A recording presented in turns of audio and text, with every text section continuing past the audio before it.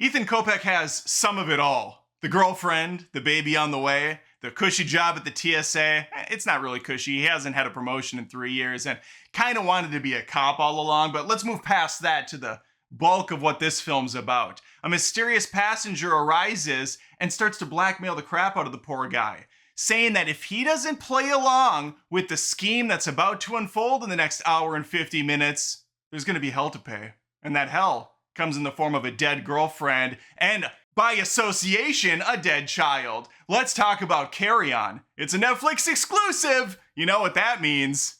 Oh God, it's a Netflix exclusive.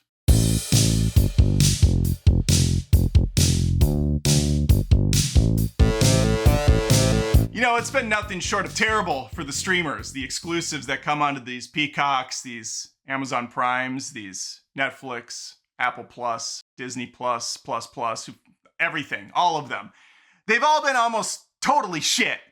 But Carry On actually had potential going in.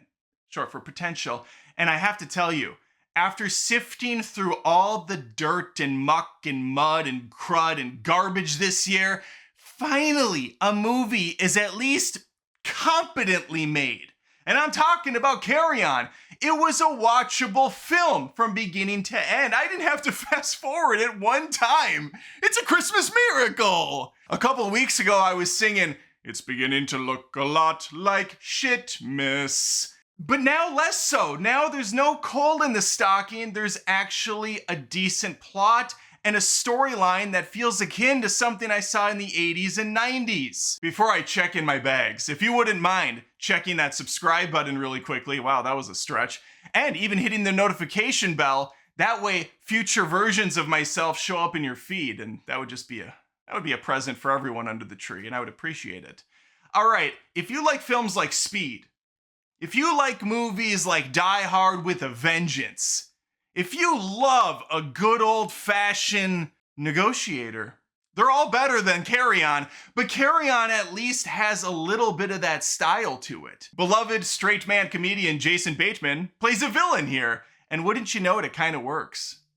It kind of works a lot. Although I kept hearing Arrested Development Michael when he talked, but that's a personal problem. He's actually pretty sweet in this role, and most of the time you hear him and not see him because he's going to be talking through a little earpiece that our boy Taron Egerton's going to have to pop in the ear.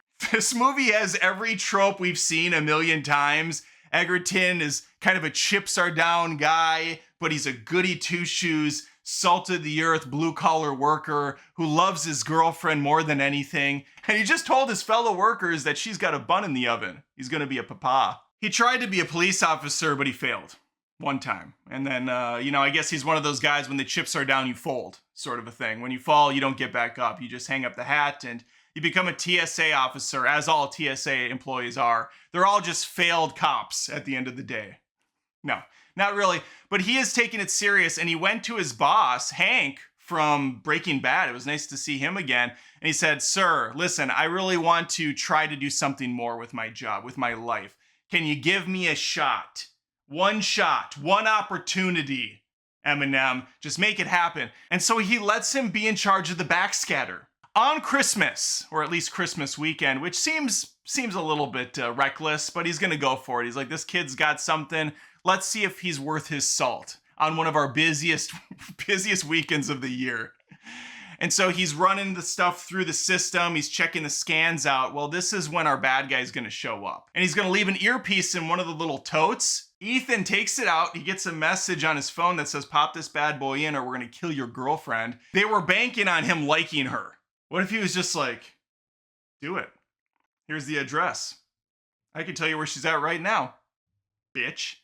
No, he likes her. He's gonna play along with this. So for a good half of this movie, we have sweet nothings being whispered into his ear as he's trying to play ball, but also diffuse the situation, because obviously he doesn't know what's in this mystery bag that's going to go through, and he's concerned that a lot of people are going to die if he lets it actually transpire. Meanwhile, Detective Elena Cole is on the job. She's going to determine what's going on behind the scenes because there was a recent explosion at a greenhouse lab, and she's going to figure out what the hell caused it, or better yet, who caused it.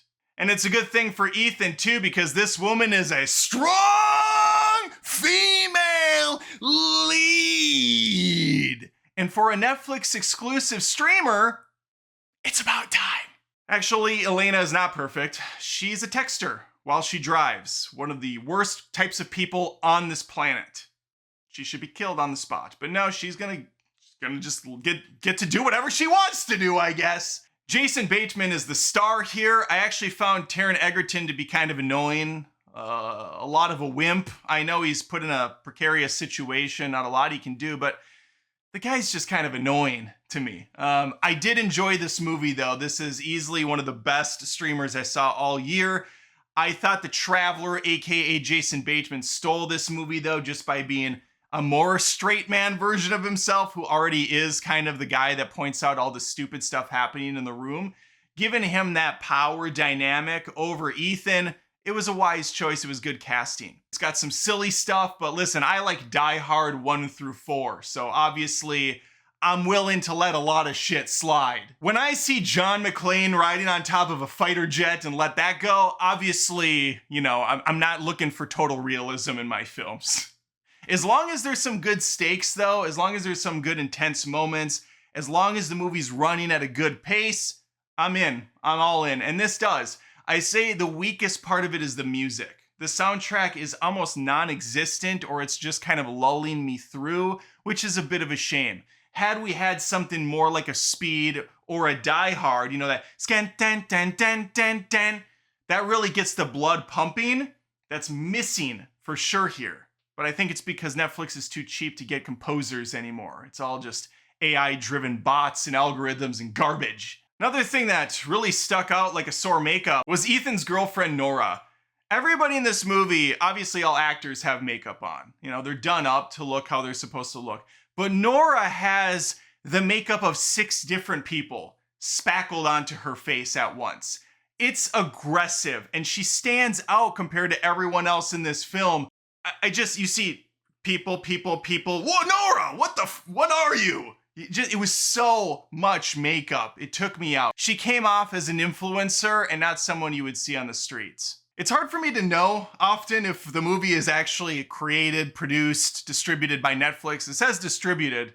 Production-wise, I'm not sure if they're the ones responsible for this film. However, the cameras, the way it's filmed, is usually an indicator. And I have to say, Carry On, if it's using those crappy 8K high super res cameras, they're doing it right. Because although this does have a very digital polish to it, there is some cinematography here. There does feel like there's some genuine effort put in, and the cameras have been modified or at least utilized in a good way, where I'm not having my eyes bleed out from how over digitally and overproduced everything looks. Now, this isn't an action-packed movie like a Die Hard or even a Negotiator, which again, both movies much better than this, but it does have a few action moments, one of which is pretty awesome in a ridiculous way, where we see a car chase and the camera's kind of flying around the car. It felt like one of those rides you would go on at Disney or Universal, where it's the 3D screens around you and the thing's just moving. That's exactly how it played out. Didn't look very real, but it was also awesome at the same time. Other than that, yeah, this is more of a grounded movie with a lot of dialogue and a lot of kind of clever antics that take place. It does definitely miss a step in the final act. I found myself getting a little bit, okay, we can wrap this up, but I still at least was able to finish the damn movie. And for a streaming exclusive, that is the greatest gift one can receive, and the greatest praise Netflix can get from me. A decent movie, Carry On. I think you'd have a good time watching it. It's kind of a throwaway film. You'll probably never really think about it again, but let me know your thoughts though. Please comment below, like the video, and subscribe if you haven't. I post movie reviews, commentary, live streams, news reactions every single day almost at this point. Would love to have you stick around. All right. Hopefully I see you next time. Hopefully I check you out next time, like a TSA person. I'm weird.